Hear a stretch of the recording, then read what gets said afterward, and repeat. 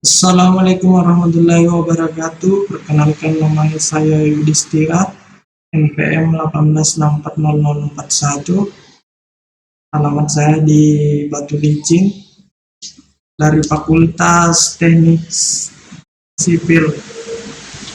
Di sini saya akan menjelaskan perencanaan proyek bendungan dengan mata kuliah perencanaan dan pengendalian proyek.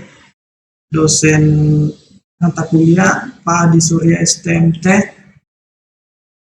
Yang pertama yang perlu kita ketahui adalah kebijakan pengelolaan sumber daya air yang mencakup beberapa aspek. Yang pertama ada konservasi sumber daya air, terus pendaya gunaan sumber daya air dan pengendalian daya rusak air, serta sistem informasi sumber daya air yang disusun dengan memperhatikan kondisi wilayah masing-masing. Konsepsi keamanan bendungan perlu kita ketahui, bendungan itu harus aman sebelum kita lanjut ke tahap pembuatan. Apabila pelaksanaan pembangunan dan pengelolaan bendungan telah dilaksanakan sesuai dengan konsep keamanan bendungan dan kaidah-kaidah keamanan bendungan yang tertuang dalam berbagai norma peraturan perundang-undangan, SNI, dan pedoman manual. Perlu kita ketahui konsepsi keamanan bendungan. Keamanan bendungan ini ada beberapa, yaitu pertama keamanan struktur, keamanan pemantauan pemeliharaan, dan konsep tindak darurat. Keamanan struktur itu sendiri ada meliputi desain yang konstruksi yang baik untuk memperkecil resiko. Pemantauan pemeliharaan sendiri itu didukung dengan pemeriksaan rutin berkala, luar biasa khusus, perbaikan dan rehab.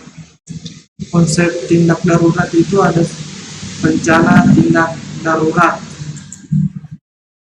Selanjutnya keamanan struktur. Agar keamanan struktur terpenuhi, bendungan harus didesain berdasarkan 3 kriteria pokok.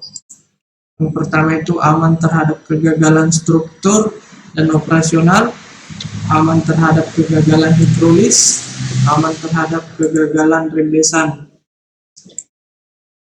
Dimaksud dengan aman terhadap kegagalan struktur itu sendiri yaitu bendungan secara keseluruhan termasuk tubuh bendungan, fondasi, abutmen, bukit tumpuan, dan lereng sekeliling waduk harus selalu aman pada semua kondisi dan kombinasi beban yang bekerja termasuk kondisi gempa bumi dan banjir, dan semua kondisi operasi seperti operasi normal, banjir, darurat, dan luar biasa. Yang kedua itu aman terhadap kegagalan hidrolis.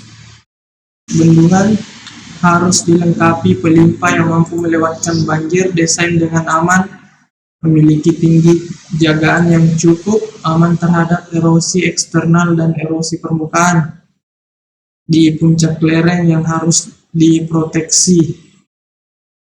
Yang ketiga itu aman terhadap kegagalan rembesan. Rembesan bendungan harus aman terhadap erosi, walling uplift, erosi internal, reka hidrolik, arcing, pelarutan solid material, dan lain-lain. Sistem informasi SDA sebagai dasar perencanaan bendungan.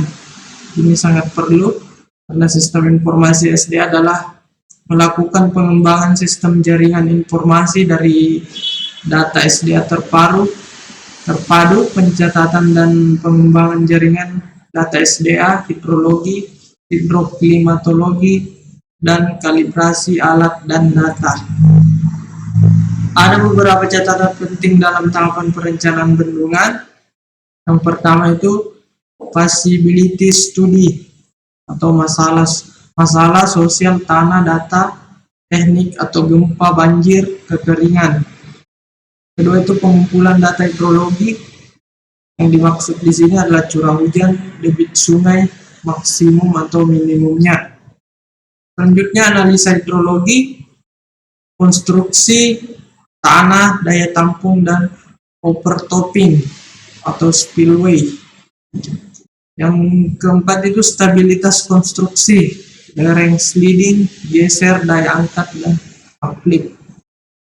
Yang kelima, operasi dan pemeliharaan, dan yang terakhir adalah tindak darurat, sedimen atau gagal konstruksi.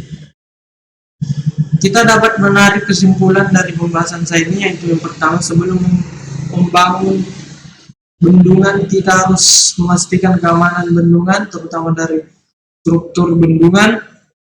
Terus bendungan itu harus aman terhadap kegagalan struktur dan operasional, aman terhadap kegagalan hidrolis, dan aman terhadap kegagalan rembesan. Dan yang terpenting sebelum membangun bendungan, kita memerlukan sistem informasi dari SDA sebagai dasar perencanaan bangunan. Karena dari data SDA itu harusnya kita mendapatkan data-data yang akurat mengenai lokasi yang akan kita bangun bendungan. Sekian dari saya ucapkan terima kasih. Mudah-mudahan ini dapat bermanfaat bagi kita semua. Saya akhiri dengan ucapan wabillahi taufiq wal hidayah. Wassalamualaikum warahmatullahi wabarakatuh. Terima kasih.